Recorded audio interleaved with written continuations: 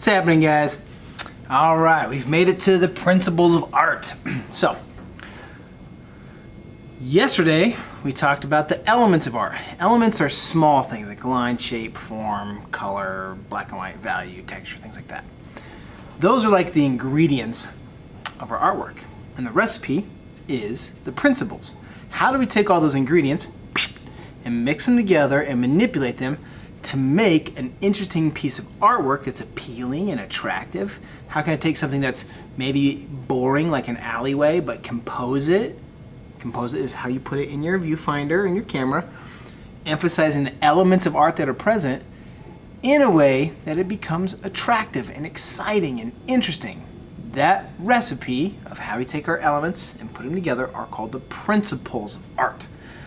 Now, the composition assignment that you learned on Tuesday really does embody what principles of art are. It's how line, shape, form, color, texture work together in a piece of photography to create appeal or visual tension. We call those the principles of art.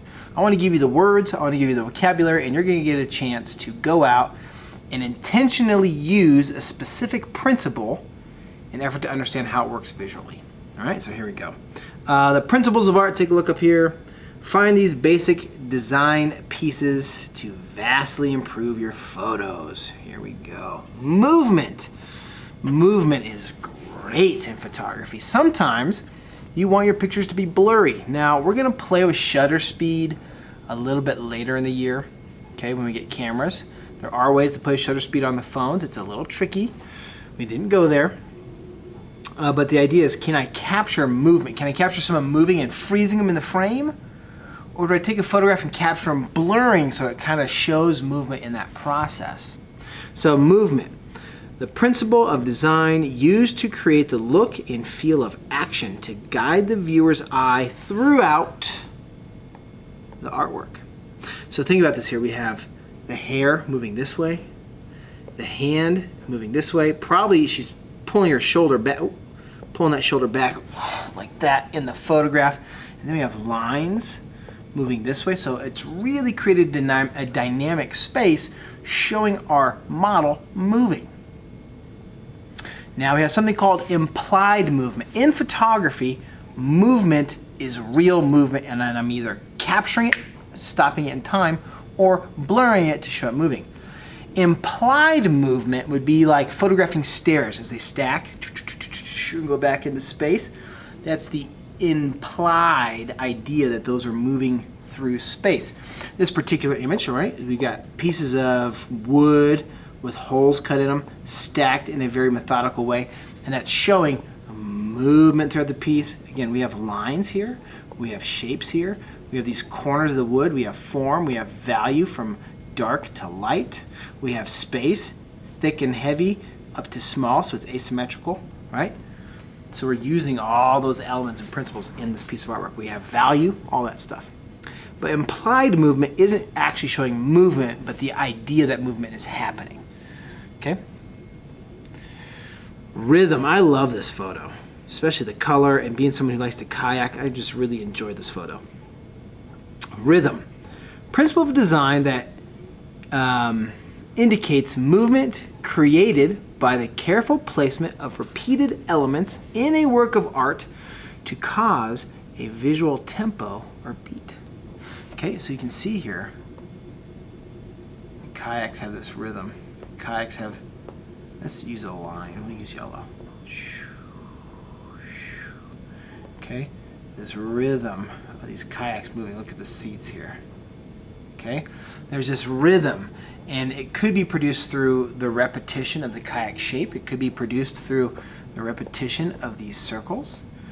I wouldn't say there's quite color rhythm. You know, I like the yellow. I maybe move this blue here so it's yellow, orange, red, yellow, yellower, orange, reddish, and that could be kind of fun, but maybe having that blue there kind of breaks up, makes it more exciting. So think about rhythm. How are things moving throughout that space? It's repetitive. This picture here, this implied movement, still has rhythm to it. A lot of these are going to overlap, guys, and that's okay. Balance. this has a lot to do with space and how you work with space as an element. Balance, a way of combining elements to add a feeling of equilibrium or stability to a work of art. Major types are symmetrical and asymmetrical. So this here, let's do our rule of thirds. We got this lovely giraffe back here. Giraffes are so fun. Rule of thirds. Right, come here. Notice our giraffe is in this far right third. Okay, that is asymmetrical balance. Okay, symmetrical would be the giraffe is right here in the middle. Now, creating asymmetrical balance, so that means all the weight is over on this side, creates what we call visual tension. Oh, it's weighing over. That visual tension captures the attention of our viewer and makes your piece more appealing and exciting. Now, sometimes, like a landscape, making it nice and balanced kind of creates a space of calm, and that also can be appealing. It's a little bit harder to make it appealing. You got to make every piece work together. So making your pictures asymmetrical, right here, that means unbalanced, is typically a better way to photograph. It's really hard to photograph well symmetrically. So play with that today. Emphasis, a way of combining elements to stress the difference between those elements or creating contrast. So a couple things we have for contrast. The background here, that is blurry. The foreground here, that is in focus. So we have emphasis on the foreground. Okay, this is yellow, but this is green. That has created emphasis in color on the foreground. Repetitive detail, these circles throughout here. That is in contrast to smooth, no texture, no detail. So that has created emphasis on this form. This line here, which is crisp and clean, creates emphasis onto this flower. Okay? So emphasize the most important part of your photo. Here's the deal. The emphasis happens on this giraffe. This is a tough one. This doesn't have a lot of emphasis, the picture of the kayaks. This has emphasis on that rectangular shape. So emphasis can be used in all your photos to help draw the attention to a particular part. Typically we do that by making contrast. Bright next to dark, soft next to rough, things like that. Okay? Proportions. So you guys played with this with your photo compositions. If I just zoom in, I don't know if I can do that here. Let's say I zoom in on this guy. That's interesting. I go, oh gosh, he's crossing a hole in the ground on this ladder. That looks terrifying, by the way. That's held together by a rope. No thank you. But proportionally, I'm going to zoom out so I capture all that environment and he looks much smaller. Now, that is much more intimidating. Now there's a consequence. Our character here is now small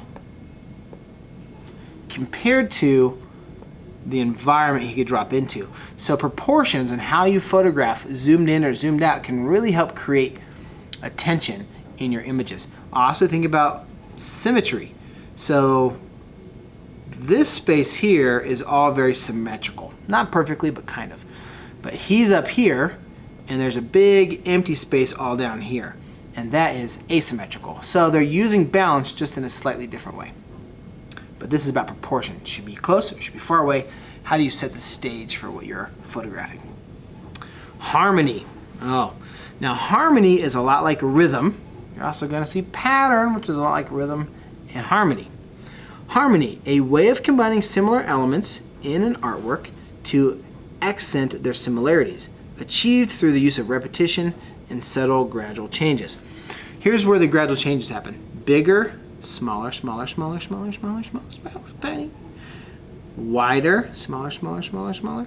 Straight line next to a curved line. Curved line next to this curved line. Straight lines next to this straight line. Horizontal lines next to this vertical line. So what I'm doing is I'm trying to find harmony in all these shapes. We've got this side is all curved lines.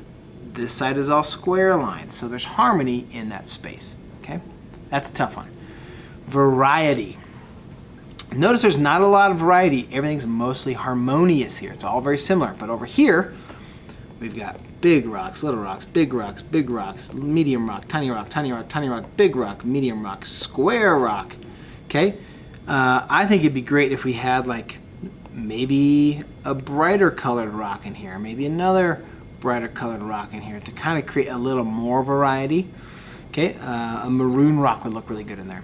Variety, a principle of design concerned with diversity or contrast. Variety is achieved by using different shapes, sizes, and or colors in the artwork. So there's harmony and consistency that these are all rocks, but there's variety given that they're all sorts of shapes and sizes. Oh, that's it. All right, guys. There we go. Those are the principles of art. That is how you can take the elements, mix them together into a principle. The principle creates visual appeal, and you get a good photo. So your goal today is going to be photographing examples of each of the principles of arts. Look at your handout in class, and it will tell you how many you need to have and which ones and how much time you have to do so. Guys, I will see you tomorrow.